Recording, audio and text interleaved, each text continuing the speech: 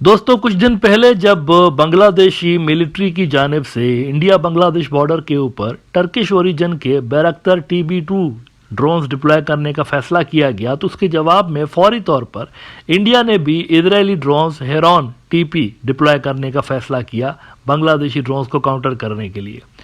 अब इस पे मिला जुला रुझान डिफेंस सर्कल्स के अंदर नजर आ रहा है। कुछ एक्सपर्ट्स जो हैं इसको ओवर रिएक्शन कंसीडर कर रहे हैं कि इंडिया ओवर रिएक्ट कर रहा है, बांग्लादेश ने जो स्टेप उठाया है उस पर ओवर रिएक्ट कर रहा है। लेकिन कुछ इंडियन एक्सपर्ट्स ऐसे भी हैं जो कि इस मूव को ज़रूरी समझते हैं। वो समझते हैं कि ये जो भी इंडिया ने किया अच्छा किया है इजरायली ड्रोन्स डिप्लॉय करके।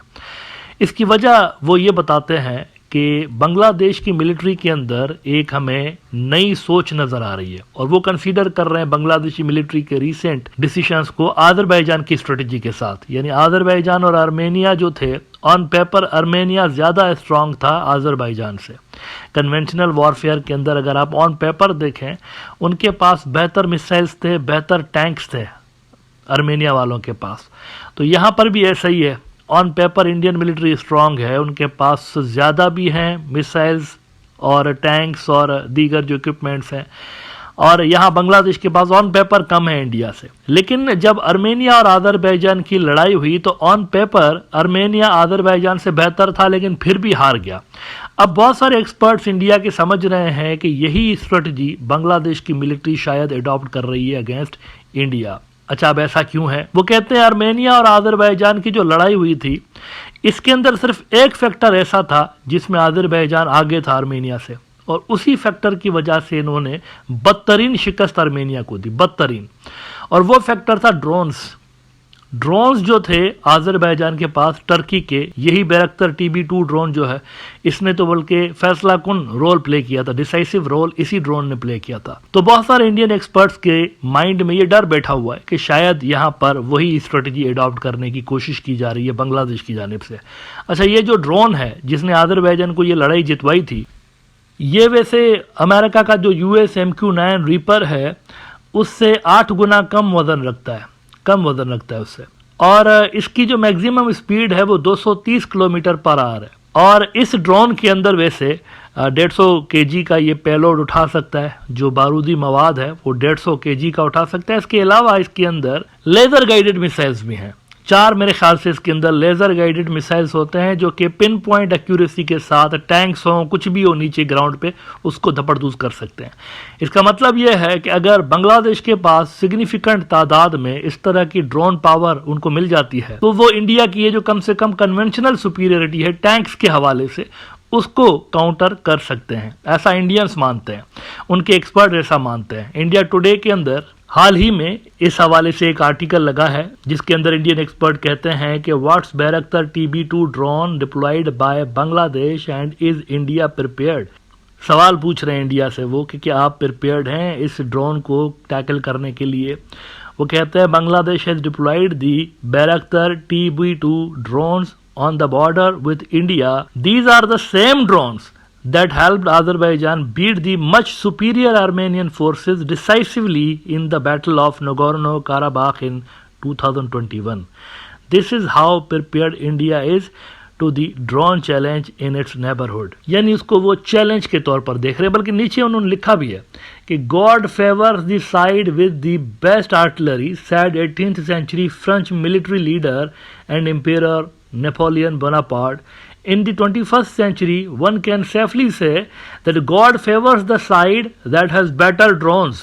In 2020, world witnessed the importance of drones in modern warfare when Azerbaijan decimated Armenian forces by using Turkish-made Bayraktar TB2 and the Israeli-made Kamikaze drones. The same Bayraktar TB2 drones have now been deployed by Bangladesh along the border with India. Sources told India Today TV.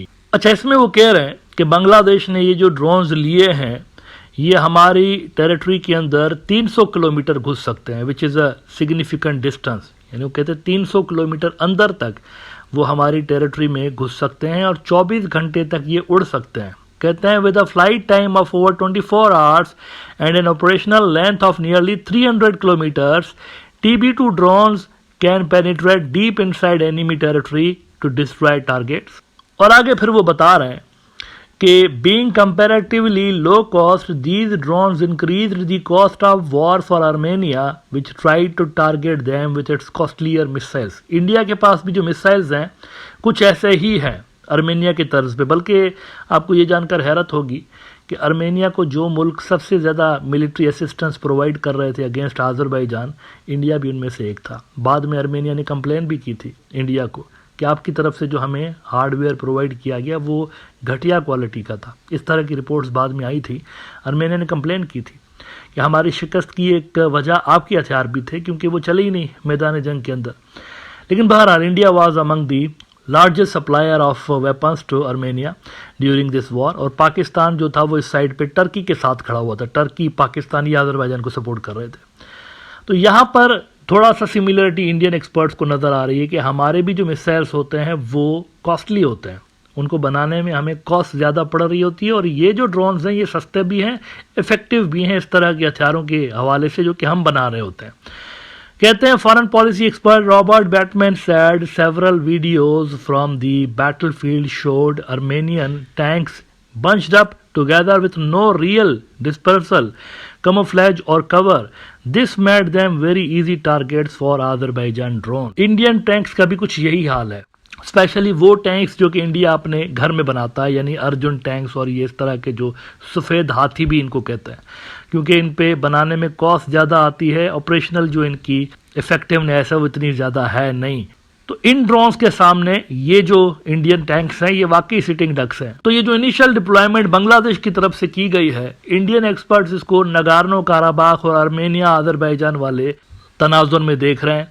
वो समझ रहे हैं कि ये same strategy copy करने की कोशिश की जा रही है यहाँ पर बांग्लादेश की जानिब से, क्योंकि बांग्लादेश को अपनी स्ट्रेंथ और वीकनेस का पता है। वो समझते हैं कि जितना इंडिया खर्चा करता है अपने डिफेंस के ऊपर उतना हम कर नहीं सकते।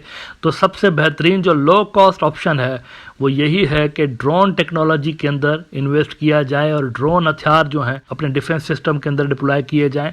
इस तरह से इंडिया की जो मिलिट्री सुपीरियरिटी है उसको काउंटर किया जा सकता है। This is what Indians are thinking, और इसीलिए शायद वो ओवर रिएक्ट आपको करते हुए नजर आ रहे हैं कि इधर से बांग्लादेश ने डिप्लॉयमेंट की है और फौरन से उधर से 2-3 रोज़ के अंदर ही उन्होंने भी वहाँ पर इजरायली ड्रोन जो हैं वो डिप्लॉय कर दिए हैं कि अगर ड्रोन वॉरफेयर होती है तो हमारे पास भी इफेक्टिव रिस्पॉन्स होना चाहिए बांग्लादेशी ड्रोन्स को काउंटर करने के लिए।